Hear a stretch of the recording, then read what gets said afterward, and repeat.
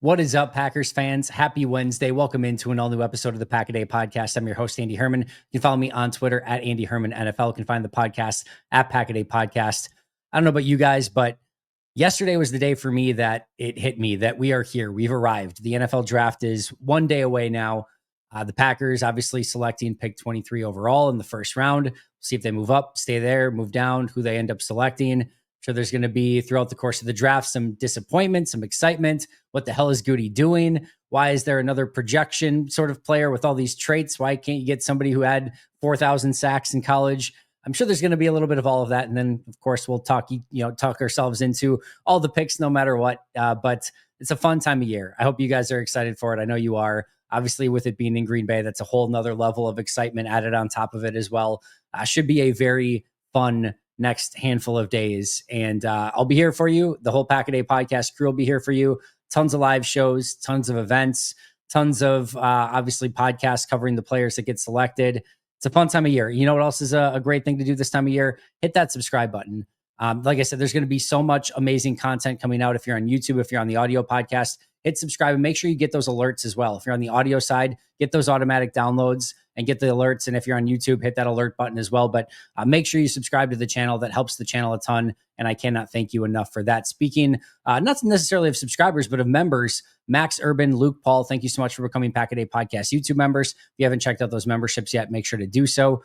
I've got two events coming up today on Wednesday. I'm going to be at the Bay Park Square Mall, 1 p.m. It's a Cheesehead TV event. Aaron Nagler is going to be there. Matt Ramage is going to be there. Tom Grassi is going to be there. And I will be there as well. Sounds like we're going to do some mock drafts, a little bit of question and answer. So looking forward to that. 1 p.m. Bay Park Square Mall in Green Bay. And then, of course, the big event that I'm going to be hosting, 7 to 9 p.m., Hagemeister Park, downtown Green Bay.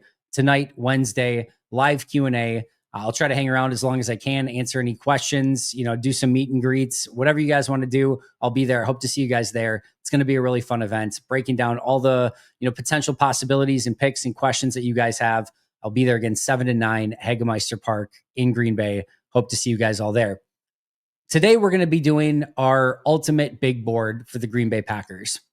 And we're going to go through sort of round by round, same thing we did last year, same exact thing we did last year, going through, I did it, basically tiered it in 4 different ways. First round, second round, third round, and then 4th through 7th.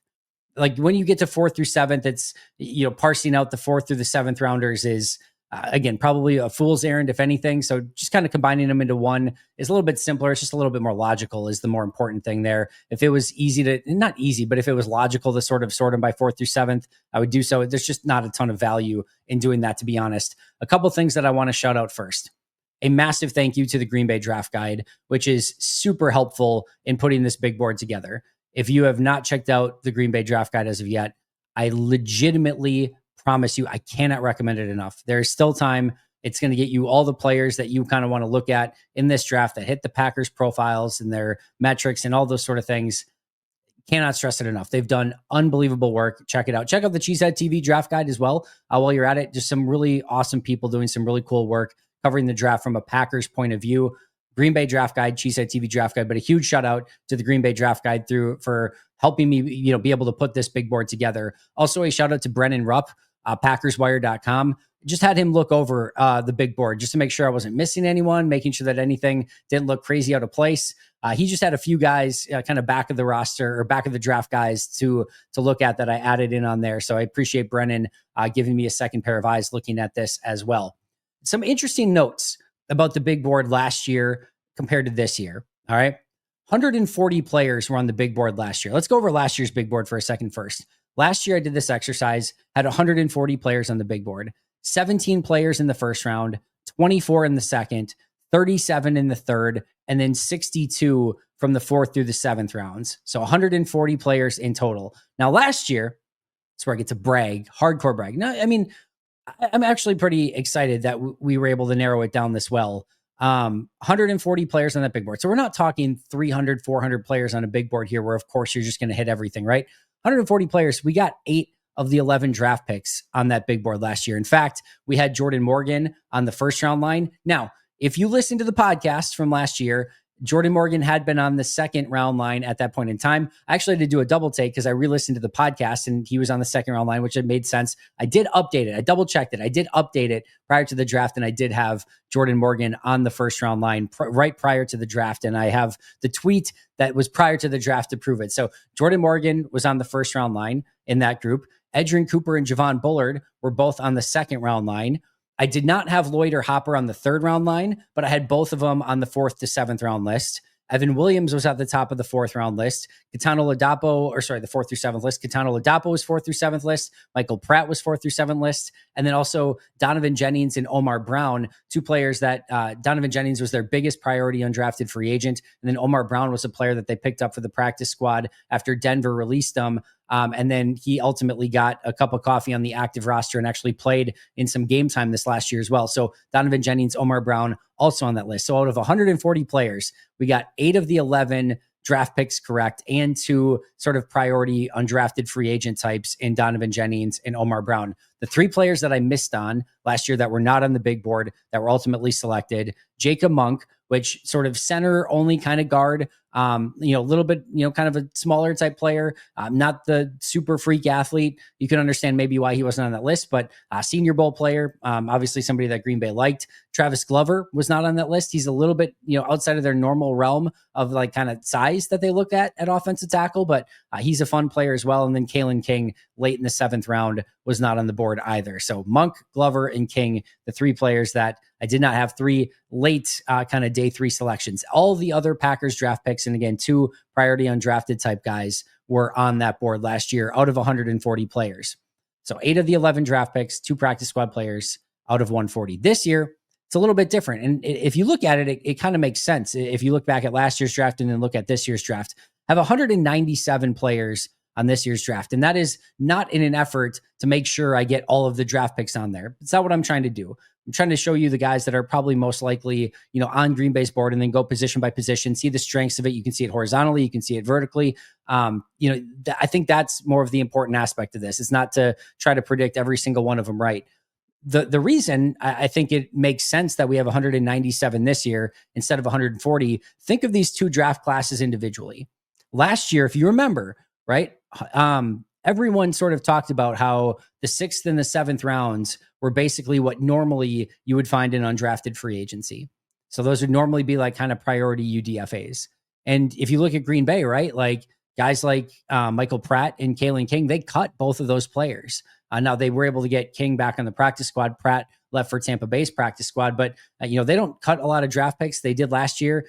It was talked about widely as a smaller draft class that you're going to get to the 6th and 7th and just not have guys left on your board. And then this year, we just heard Goody talk about this week of how this is a very deep draft class. Maybe not top heavy, but it is super deep. And he has more players on his board than he would even like because he likes to narrow it down. But they're guys that are just worthwhile to be on that board. So it makes a ton of sense that last year was a lower than average class. And this year is I think, higher than average class of draftable prospects that you're going to have a little bit of a difference there. So last year was 140. This year is 197. Here's the thing that you kind of need to know about this, or where kind of the differences are. The difference in the 1st through the 3rd rounds, right, is very minimal. I have from the 1st to 3rd rounds last year to the 1st to 3rd rounds this year. I only have 3 more players this year on the first 2 days of the draft, or rounds 1 through 3. Only 3 more players this year. Rounds 4 through 7, I have 54 more players on the board this year. So those first few rounds, we're talking almost identical. This year, I have 21 first-round players on the board. If you look at the board and count them, it's 22, but that's because I have Travis Hunter at wide receiver and at corner, so it's actually 21 players. I had 17 last year.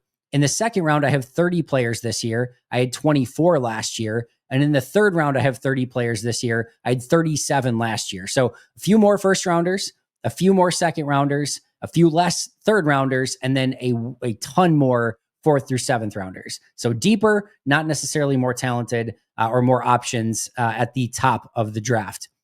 From a position standpoint, if you look at the board, which I will be posting through the course of the show today, I'll post it at the end, and then I'll go kind of as we go round by round, I'll post the players in those rounds as well.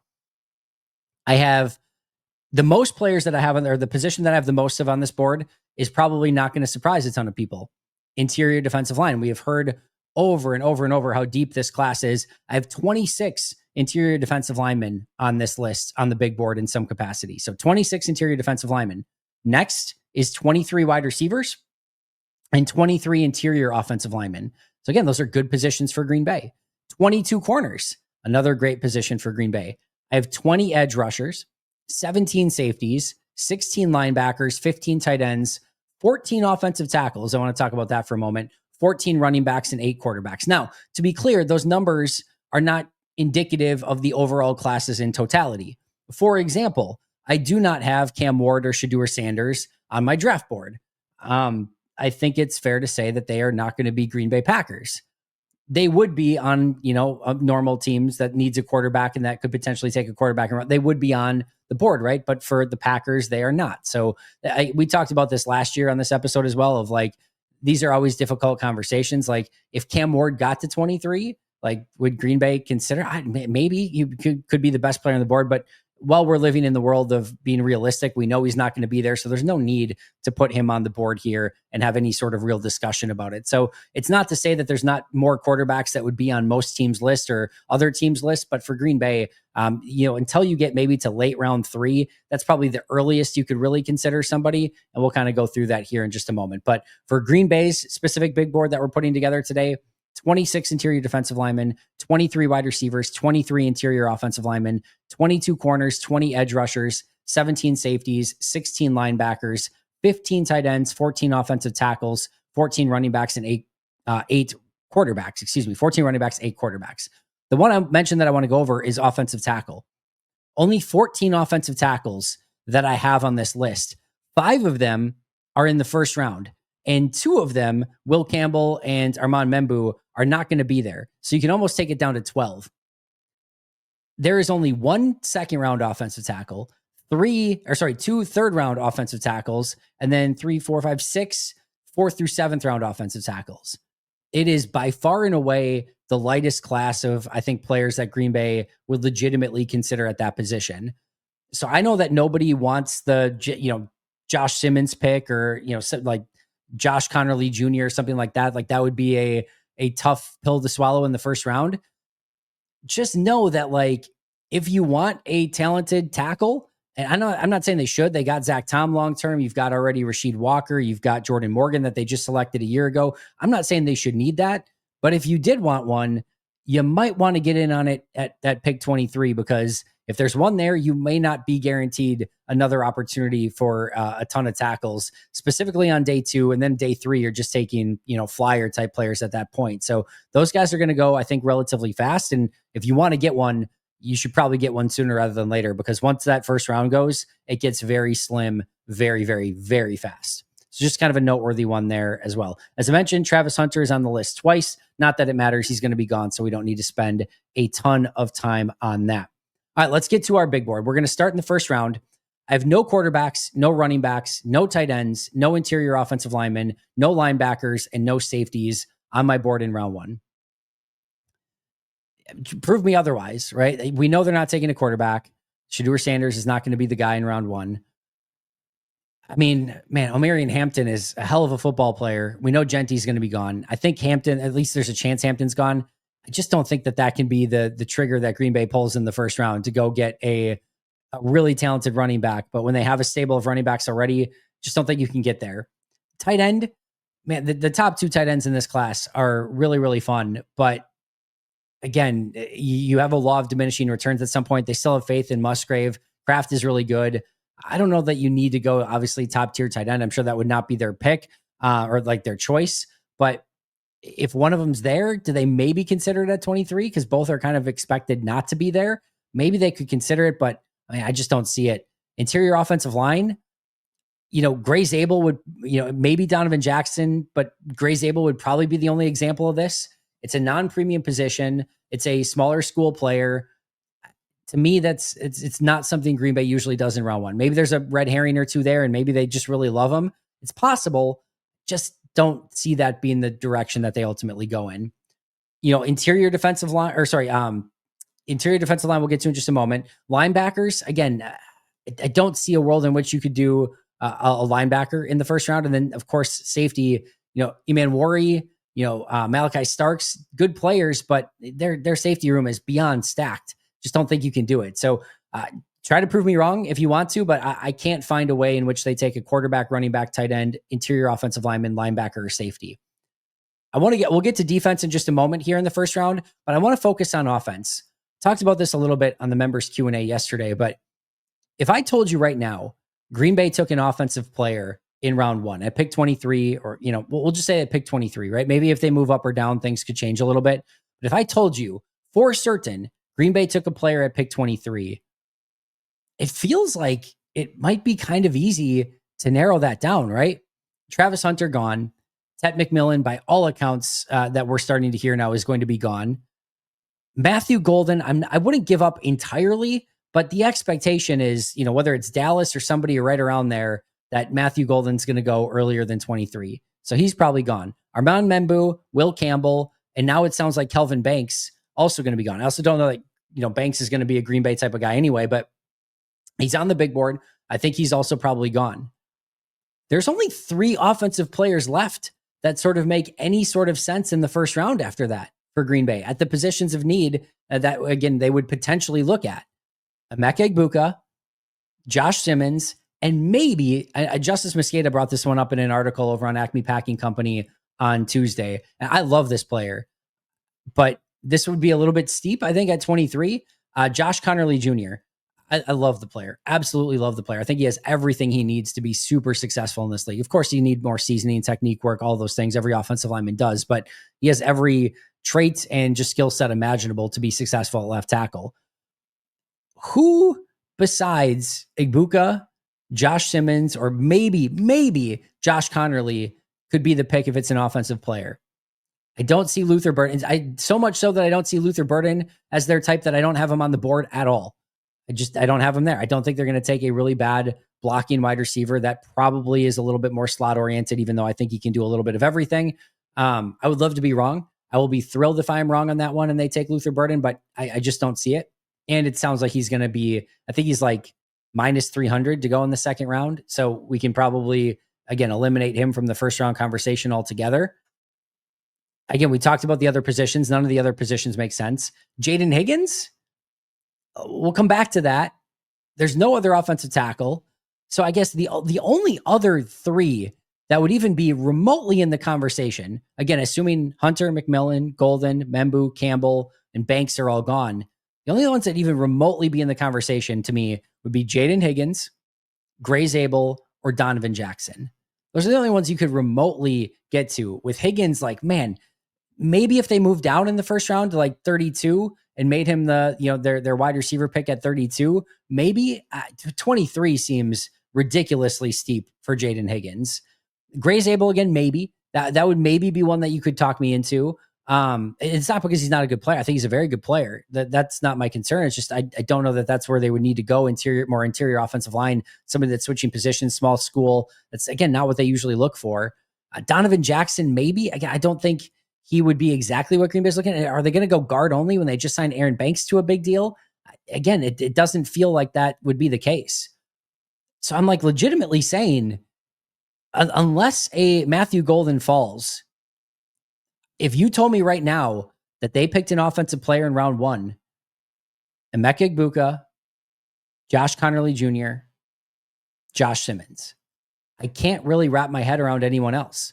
Let me know in the comments if you disagree, if there's somebody else that you're thinking of. Again, if somebody falls, sure. If a Tet falls, Matthew Golden falls, something like that, you could easily get to one of those 2 guys. But I think this is why it seems like it's going to be very much a defensive pick, because Josh Simmons, Josh Connerly Jr., Emeka Egbuka feel like the only real options at 23 on offense for Green Bay.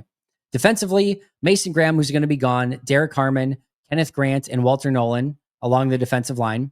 Abdul Carter, Michael Williams, Jalen Walker, Shamar Stewart, and Landon Jackson along edge. And then corners, Travis Hunter, Jahdae Barron, Will Johnson, and Trey Amos. As far as just to kind of recap, the wide receivers were Hunter, McMillan, Golden, and Egbuka. The tackles were Membu, Campbell, Simmons, Banks, and Connerly Jr. That's your list. Again, some of these guys are going to be gone. The two maybe fringe guys here that I would say, Landon Jackson and Trey Amos. Jackson's an interesting player at 6'6". You know, as Justice brought up yesterday, you're just kind of doubling down and kind of taking another LVN sort of player. Tall, effort, fast, physical, tested really well, played well at the Senior Bowl as a Senior Bowl guy. Like, you could see Green Bay, if everything else does not go according to plan, like he could potentially be their fallback. Like maybe they would probably prefer to trade back, but they can't find a partner and everyone else is gone. I think Landon Jackson's at least in a small consideration here. Trey Amos is another one where I've kind of fought it for a little bit of like, yeah, I think he's just a second round guy. The more I've thought about it lately, it wouldn't stun me. Again, I would love to move down if it were Amos in this situation, not take him at 23, but I don't think you can rule it out entirely. But if this is your list, right? You've got 21 different guys. You pick at 23. You know Cam Ward is going to go. You know Ashton Genty is going to go, right? You're at least one of the tight ends, like at least one of the tight ends. You could get an interior offensive lineman to go. You're probably going to get a linebacker to go ahead of time, maybe a safety. Like you're probably at minimum, maybe Omarion Hampton is another one. Like you're probably talking about 6 guys at least that aren't on this list that could go ahead of pick 23 to Green Bay, which means you have 17 remaining, picks that you have, and you've got 21 guys on your board.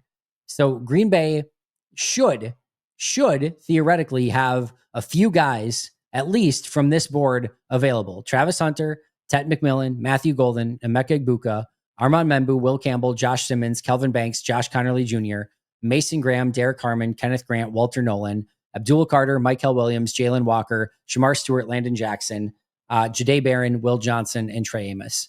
They should, at minimum, have a few of those guys available, and probably as many as maybe 5, 6, or 7 available at pick 23. If that's the case, again, you could very much get into a scenario where you look to trade down if you do have multiple of those first round kind of picks or values that are still there. Or you could just hopefully that one of them that you love and you want to take them at 23. To me, that's even better because you love the player so much you don't want to move down. But those are the players: Hunter, McMillan, Golden, and Egbuka at wide receiver, Membu, Campbell, Simmons, Banks, and Connerly at offensive tackle, Mason Graham, Derek Harmon, Kenneth Grant, and Walter Nolan at defensive line, Abdul Carter, Michael Williams, Jalen Walker, Shamar Stewart, Landon Jackson at edge, and Travis Hunter, Jahdae Barron, Will Johnson, and Trey Amos at corner. All right, let's get to round 2. Round 2, I once again have no quarterbacks. That's the only position where I have nobody. It's the only position where I still don't think there's anyone Green Bay is going to consider in round 2 in this draft. Running back, I have one, Travion Henderson. I think this is a incredibly unlikely selection for Green Bay. I can't rule him out entirely. He's a very talented running back. He has the ability to catch the ball to the backfield. He can pass protect. He's super fast. He's got pretty good vision. He can just straight out outrun people, and he's a home run threat. It feels a little bit rich. Like you've got a good stable of running backs. It feels, luxurious. I don't think Green Bay would go in this direction, but I couldn't rule him out entirely. And if you told me that they took a running back in round 2, my guess was that it was Travion Henderson. He fell to them somehow, and they just couldn't pass up the value.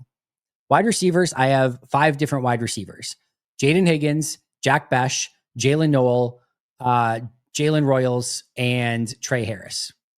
Those are the 5.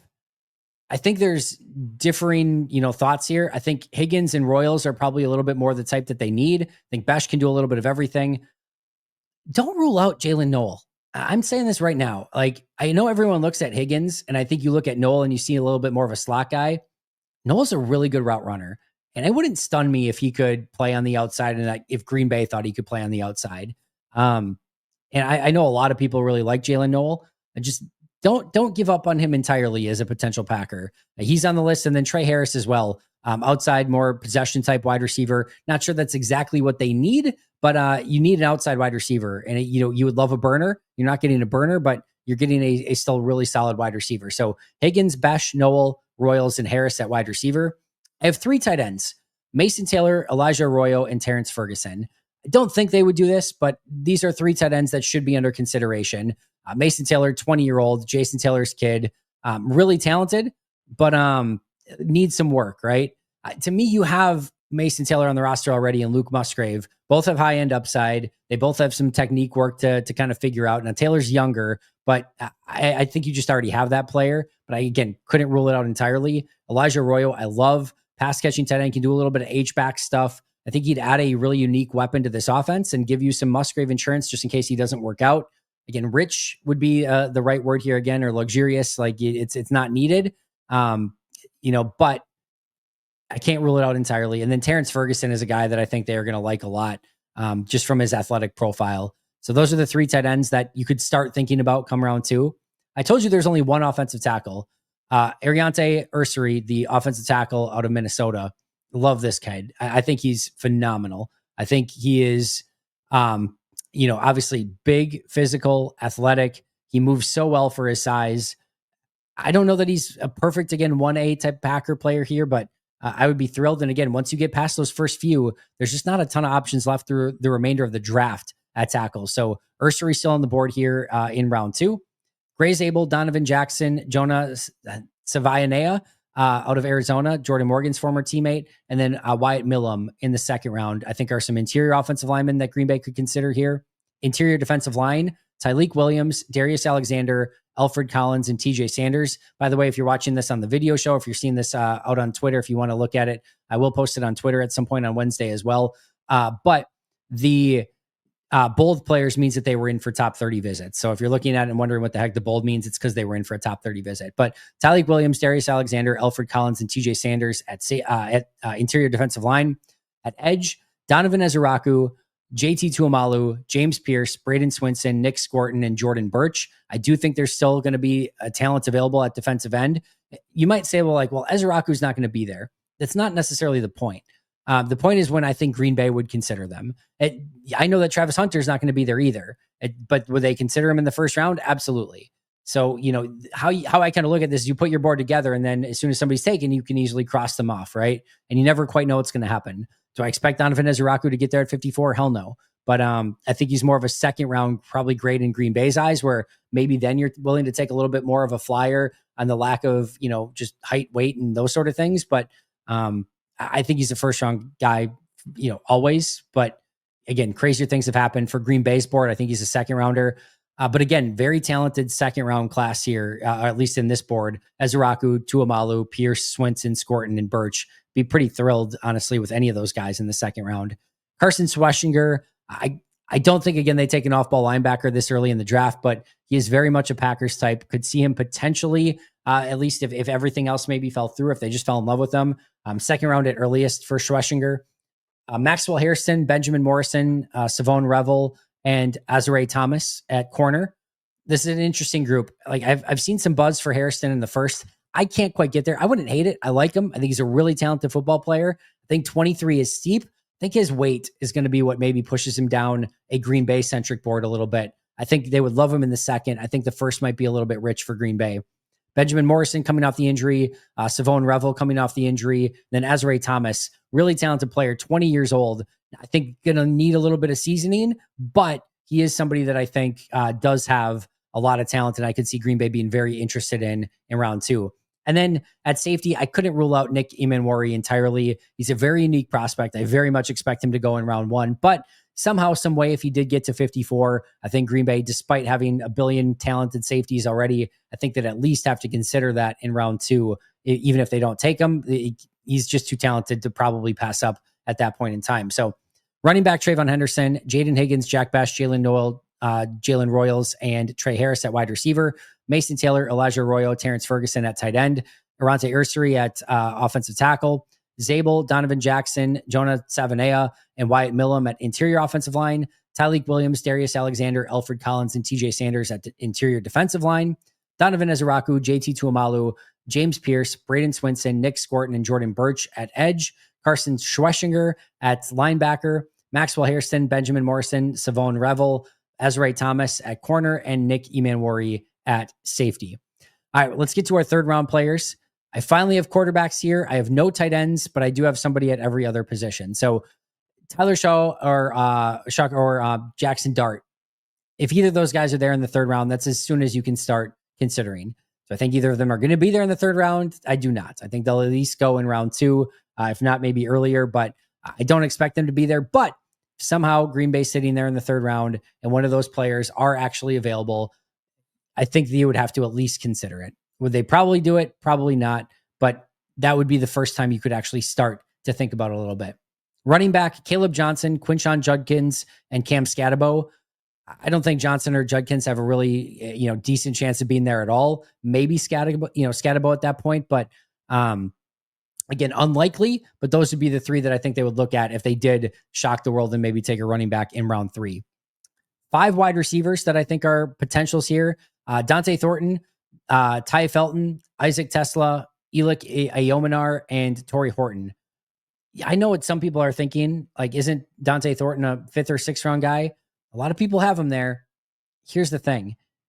When you get these players that are, just tough to find, like, again, an outside wide receiver, teams are going to probably, I think, be one-upping each other to probably maybe get their hands on him because he's got the things that you can't teach, right? And we saw how much some of these deep ball wide receivers started to go for.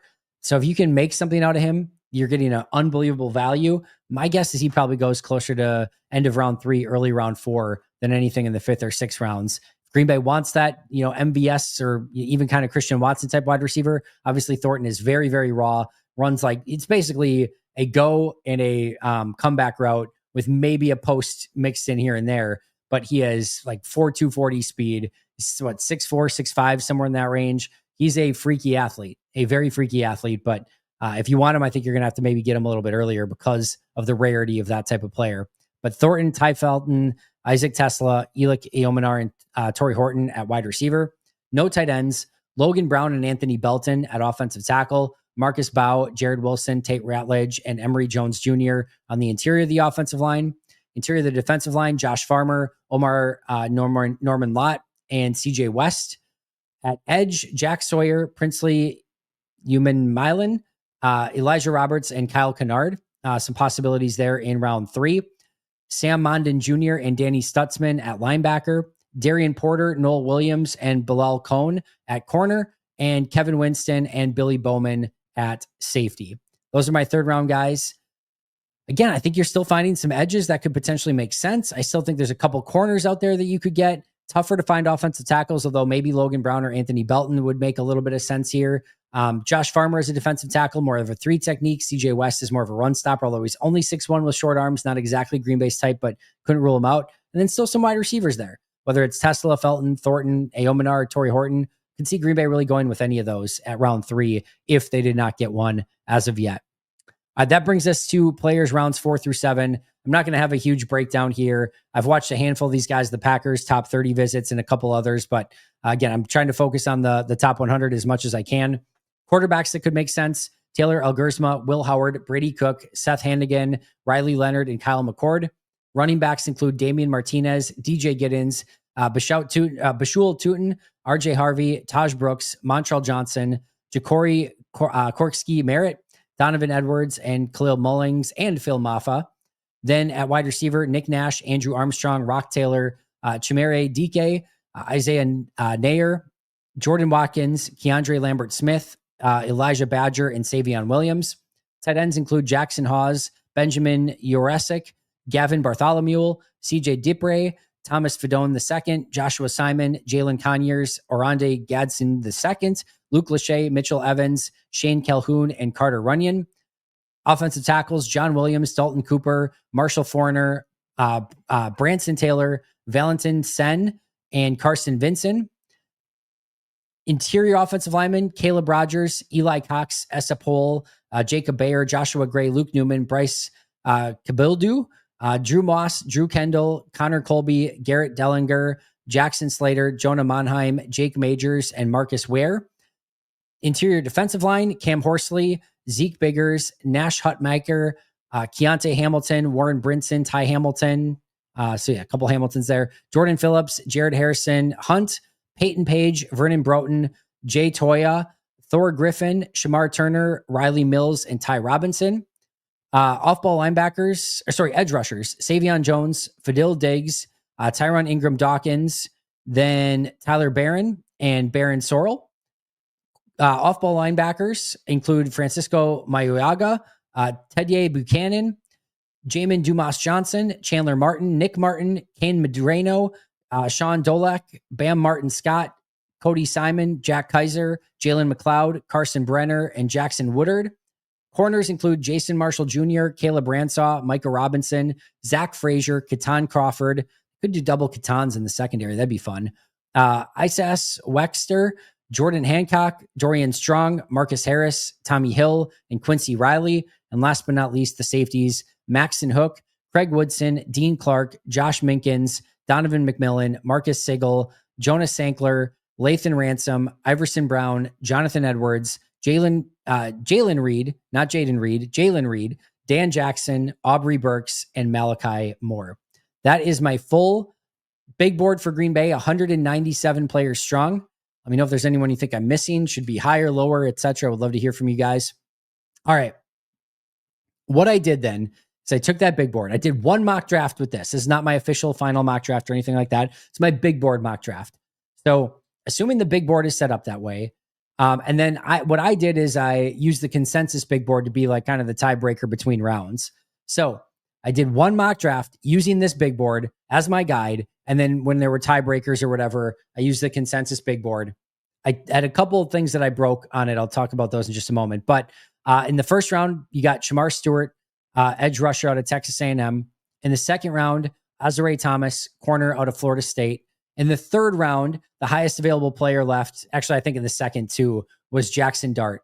I'm sorry, I was not going to take Jackson Dart here. So I did break things a little bit from the formula, so to speak. But the next up was Wyatt Millam, the offensive lineman out of West Virginia. Next up was defensive lineman Joshua Farmer out of Florida State. Then the next one was the also one that I broke. There were two players next to each other. It was Deontay Thornton, who I ultimately ended up taking. And then the other one was Bilal Cohn, who I also, Cohn was 2 picks ahead, but we already took Azare Thomas and we did not have a wide receiver yet. So we went with Dante Thornton Jr. here. In the 6th round, running back Bishal Tootin. In the 7th round, tackle Carson Vinson. And in the last pick in the 7th round for them, 250th overall, linebacker Nicholas Martin out of OK State. So Shamar Stewart, Azare Thomas, Wyatt Millam, Josh Farmer, Deontay Thornton Jr., Bishal Tootin, Carson Vinson, and Nicholas Martin is the haul that Green Bay got using the big board on a one-time run through on pff.com. All right, that's going to do it for me today, friends. Thank you so much for joining me. Check out that big board. I'll post it over on Twitter some point on Wednesday. I'll try to see if there's any tweaks that I need to make before Thursday, but as of right now, I feel pretty good about it. Fun putting this stuff together. Hopefully this gives you, again, a little bit more direction on what, direction Green Bay might go. But man, we're one day away. Draft is tomorrow. Again, make sure to subscribe, like, comment, give those 5-star reviews. Check out those Pack a Day Podcast YouTube memberships. It's a great time of year to be a member. It's a great time of year to make sure you're subscribed so that you get all those updates anytime that we are putting out new content. That is going to do it for me today. Thank you as always for joining me. Shout out to our All-Pro and Hall of Fame members, Most Hated in Minnesota, PJ Wynn, John Wild, Brandon Paletta, Boom Handle, Donald Lee, Lori Lord, Baby QB, David McCluskey, Donald Decker, Alex Wong, Peter Ritaka, Jay Zimmerman, B. Brown, Puerto Rican Packer, Dan Gessford, Dylan Patscott, Bobby Santoro, SoCal Pat, Chris Rager, Izzy Roberts, Ian Ewing, Razul Douglas Time, Jake Koner, Carlo Delgado, Willie Winklesinkel, Jen Wright, Ian Hool, and Matt Geiger. I'll see you guys tomorrow, but until next time, and as always, go Pack Go.